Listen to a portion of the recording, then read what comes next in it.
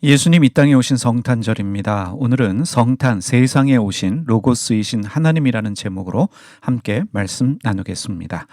요한복음 1장 1절과 2절 말씀 메시지 성경으로 읽겠습니다. 처음에 그 말씀이 계셨다. 그 말씀은 하나님과 함께 계셨고 하나님도 그 말씀과 함께 계셨다. 그 말씀이 곧 하나님이셨다. 그 말씀은 첫날부터 하나님을 위해 준비된 말씀이었다. 이 태초 처음으로 번역된 헬라어가 아르케입니다.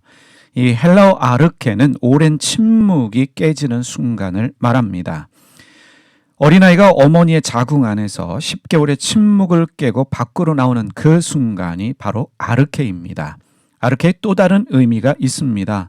다른 사람을 새로운 길로 인도하다라는 뜻을 가지고 있습니다. 성경에서 아르케는 알 수 없는 그때에 하나님이 세상을 창조하시는 순간입니다. 하나님의 천지 창조는 침묵이 깨지는 순간이었으며 하나님을 닮은 피조물인 사람에게는 새로운 세상으로 인도되는 사건이었습니다. 참고로 말씀드리면 아르케에서 만들어진 말이 건축을 뜻하는 아키텍처입니다. 오랜 침묵이 깨지고 새로운 시작을 알리는 그때에 그 말씀이 계셨습니다. 오랜 침묵을 깬 새로운 시작의 주체가 말씀이라는 것으로 이해할 수 있겠습니다. 말씀으로 번역된 헬라어도 살펴보겠습니다. 말씀으로 번역된 헬라어가 로고스입니다. 일반적으로 로고스를 세상을 움직이는 절대적 원리 또는 진리로 이해합니다. 기독교인들은 말씀으로 이해하고 있습니다. 그러나 로고스는 한마디로 정의하기 어려운 단어입니다. 이 사전에서 로고스를 살펴보면 말, 대화, 이성, 책임, 이유, 기대 등 다양한 뜻으로 설명하고 있습니다. 이 참고로 논리학을 뜻하는 말 로직이 로고스에서 만들어진 말입니다. 이 로고스의 개념을 만든 사람이 고대 그리스의 철학자 헤라클레이토스입니다. 이 세상에는 서로 대립되는 것들이 있죠. 예를 들면 하늘과 땅, 불과 물, 여름과 겨울 등입니다. 그런데 서로 대립하는 것들이 서로 공존하며 질서를 가질 때 세상은 유지될 수 있습니다. 만약에 대립의 상태로 있거나 하나로만 존재할 때 세상은 유지될 수 없습니다. 그래서 헤라클레이토스는 말하기를 대립하는 것들의 균형과 질서를 유지하고 있는 힘이 있는데 그 힘이 로고스다라고 설명했습니다. 니코마코스 윤리학에 기록된 그의 말을 인용해 보겠습니다. 대립하는 것은 한 곳에 모이고 불화하는 것들로부터 가장 아름다운 조화가 이루어진다. 그리고 모든 것은 투쟁에 의해 생겨난다. 헤라클레이토스의 설명에 의하면 서로 반대되는 것들은 항상 대립하고 있기 때문에 균형과 질서는 동일한 상태로 유지되지 않습니다. 그래서 기존의 로고스가 깨지고 새로운 균형과 질서를 유지하는 새로운 로고스가 생겨날 수밖에 없습니다. 소크라테스 이전의 철학자들의 단편 선집이라는 책에서 그의 말을 인용하겠습니다. 로고스는 공통의 것이거늘 많은 사람들은 마치 자신만의 생각을 지니고 있는 듯이 살아간다. 나의 로고스만을 고집할 때 로고스는 더 이상 로고스가 아니라는 뜻입니다. 나의 로고스가 깨질 때 새로운 로고스를 경험할 수 있습니다. 다시 말해 로고스는 끊임없는 변화와 성숙을 요구합니다. 헤라클레이토스는 대립하는 세상의 균형과 질서를 유지하는 힘인 로고스를 불이라고 정의했습니다. 개개의 사물들은 생겨나고 없어지지만 이 모든 것을 관장하는 로고스는 영원히 살아있는 불이기 때문에 사라지지 않습니다. 로고스인 불은 나를 태움으로 내 안에 새로운 것들을 창조합니다. 그래서 나만이 옳다라고 주장하는 것은 오만과 편견이고 그는 로고스를 모르는 사람이라고 말할 수 있습니다. 그렇다면 왜 요한복음은 하나님을 헬라어 로고스로 표현하고 있는가 우리가 질문할 수밖에 없습니다. 유대인들이 히브리어와 아람어로 된 구약 성경을 헬라어로 번역했습니다. 그 성경을 70인역이라고 말하는데 70인역 성경은 하나님의 말씀을 뜻하는 히브리어 다바르를 번역하면서 헬라어 로고스를 택했습니다. 구약 성경에서 하나님 말씀 다바르는 하나님을 뜻하는 단어이기도 합니다. 성경에서 로고스가 하나님의 말씀, 하나님을 뜻하는 단어로 번역되면서 이제 로고스는 철학적 의미뿐만 아니라 종교적 의미로도 사용되기 시작했습니다. 요한복음 1장 1절과 2절은 태초에 로고스가 있었는데 그 로고스는 하나님과 함께 계셨고 그 로고스는 하나님이셨다라고 말씀하고 있습니다. 예수님이 이 세상에 오신 하나님이시다라는 사실과 더불어서 예수님이 로고스다라는 사실을 강조하고 있습니다. 그러나 요한복음이 말하고 있는 로고스는 우리말로 번역된 말씀 그 이상의 것을 말하고 있다는 것을 우리는 알 수 있습니다.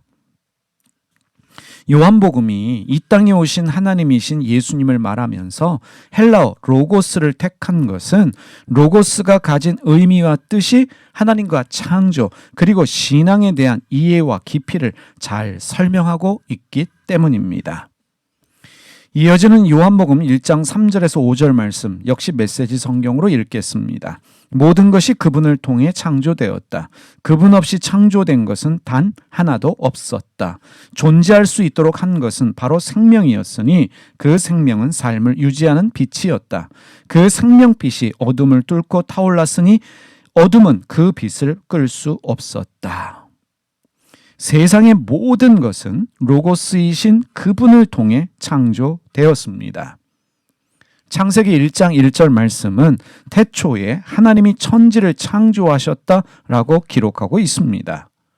성경은 단순히 하나님이 세상을 창조하셨다라는 사실만을 말하지 않습니다.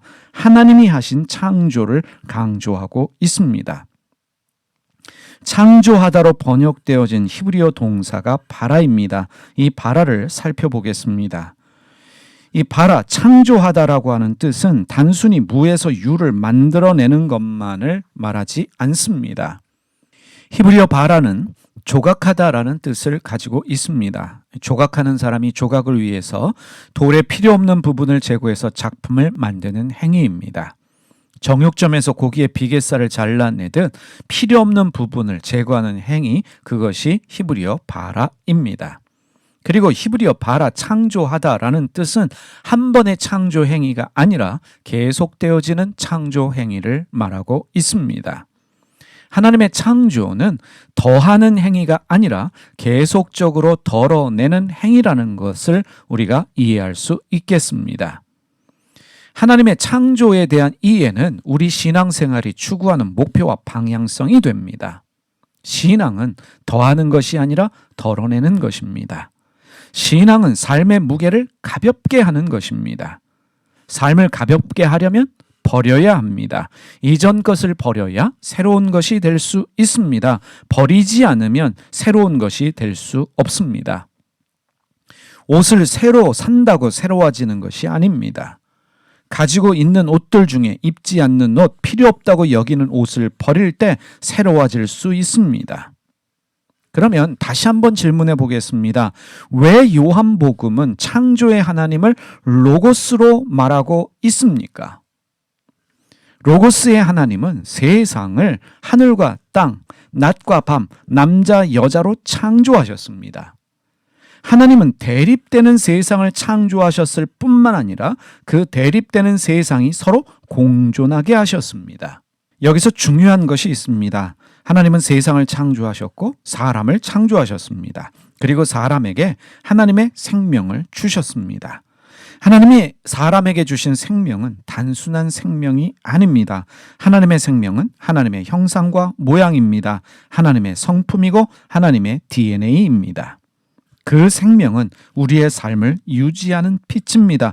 그래서 하나님의 생명을 가진 사람은 하나님의 성품을 이해하고 하나님의 성품을 삶에 적용하며 살아가야 합니다. 하나님은 대립되는 세상을 창조하셨고 대립되는 세상의 균형과 질서를 유지하십니다. 낮과 밤의 대립이 싸움이 아니라 유익이 되게 하십니다. 남녀의 대립이 갈등이 아니라 축복이 되게 하십니다. 하늘과 땅의 대립이 혼돈이 아니라 공존이 되게 하십니다. 바로 이것이 하나님의 생명을 가진 사람이 세상을 살아가는 이해와 방식이 되어야 합니다. 나와 다른 사람, 나와 생각이 다르고 피부색이 다른 사람의 필요성을 인정하고 포용하는 로고스가 우리에게 필요합니다.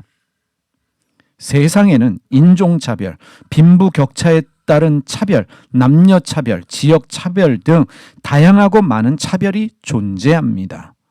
차별이 존재하는 이유가 무엇입니까? 교회가 차별에 앞장서는 이유는 또 무엇입니까? 로고스 하나님의 창조를 이해하지 못하기 때문이고, 하나님의 로고스가 아니라 나의 로고스를 절대적 진리로 착각하고 있기 때문입니다. 세상에는 좌만 있으면 안 됩니다.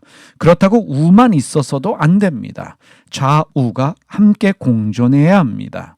좌우가 공존하고 있을 때, 좌우가 서로 존중할 때, 좌우의 균형을 잡을 때 건강하고 성숙한 공동체가 될 수 있습니다.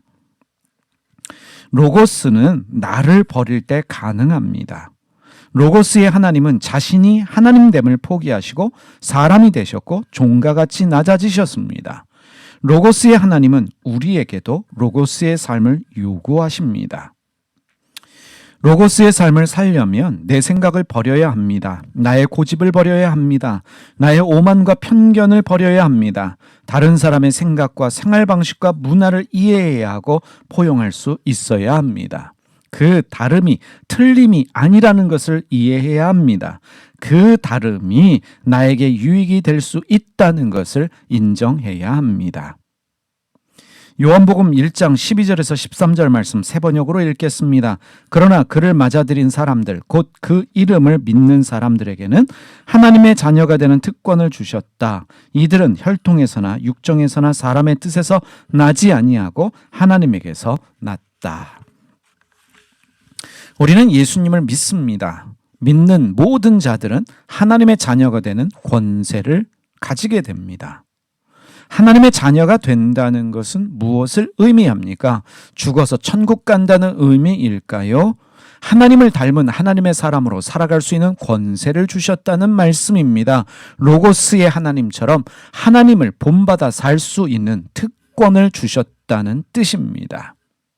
그러면 예수님 믿는 우리는 어떻게 살아야 하겠습니까? 예수님 말씀 중 한 부분을 살펴보겠습니다. 마태복음 5장 39절에서 41절 말씀 세 번역으로 읽습니다. 그러나 나는 너희에게 말한다. 악한 사람에게 맞서지 말아라. 누가 내 오른쪽 뺨을 치거든 왼쪽 뺨마저 돌려대어라. 너를 걸어 고소하여 내 속옷을 가지려는 사람에게는 겉옷까지도 내주어라. 누가 너더러 억지로 오리를 가고자 하거든 십리를 같이 가주어라. 우리는 이렇게 살아야 합니다. 그러나 우리의 의지와 힘으로 불가능합니다. 어떻게 오른쪽 뺨을 맞았는데 왼쪽 뺨을 내밀 수 있겠습니까? 속옷을 가지려는 사람에게 겉옷마저 주는 것, 오리를 가자 하는데 십리를 가주는 것 쉽지 않습니다. 우리 힘과 능력으로 불가능합니다. 그래서 우리가 그렇게 살아갈 수 있도록 하나님은 성경을 주셨고 성령을 주셨습니다. 히브리서 4장 12절 말씀 세 번역입니다. 하나님의 말씀은 살아있고 힘이 있어서 어떤 양날 칼보다도 더 날카롭습니다. 그래서 사람 속을 꿰뚫어 혼과 영을 갈라내고 관절과 골수를 갈라놓기까지 하며 마음에 품은 생각과 의도를 밝혀냅니다. 로마서 8장 26절 말씀도 세 번역으로 읽습니다. 이와 같이 성령께서도 우리의 약함을 도와주십니다. 우리는 어떻게 기도해야 할지도 알지 못하지만 성령께서 친히 이루 다 말할 수 없는 탄식으로 우리를 대신하여 간구하여 주십니다. 예수님은 이 세상의 사람으로 오셔서 로고스의 하나님을 보여주셨고 로고스의 삶을 보여주셨습니다. 우리가 본받아 살아가야 할 삶의 모습입니다. 오늘은 성탄절입니다. 오늘 우리에게 오신 로고스의 하나님을 묵상해 보기를 원합니다. 그리고 우리가 어떻게 로고스의 삶을 살아야 할지 질문하며 성찰해 보기를 원합니다.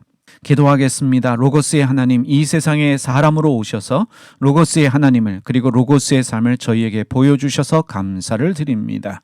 로고스의 하나님이 반대되는 것들을 창조하시고 그 반대되는 것들이 서로 공존하며 질서를 유지하고 살아갈 수 있는 그 은혜를 주신 것처럼 저희에게도 반대되는 것들과 함께 공존하며 살아가는 은혜가 있게 하여 주시고 저희의 로고스를 절대적이라고 주장하지 아니하고 날마다 영원하신 불 앞에서 저희의 로고스가 깨어지며 날마다 하나님을 아는 지식에 자라갈 수 있도록 저희에게 은혜 주시기를 기도드립니다. 간절히 기도하오니 우리의 생명 되신 주님 닮아 살아가는 우리의 삶이 되게 하여 주시옵소서. 예수님의 이름으로 기도드립니다. 아멘.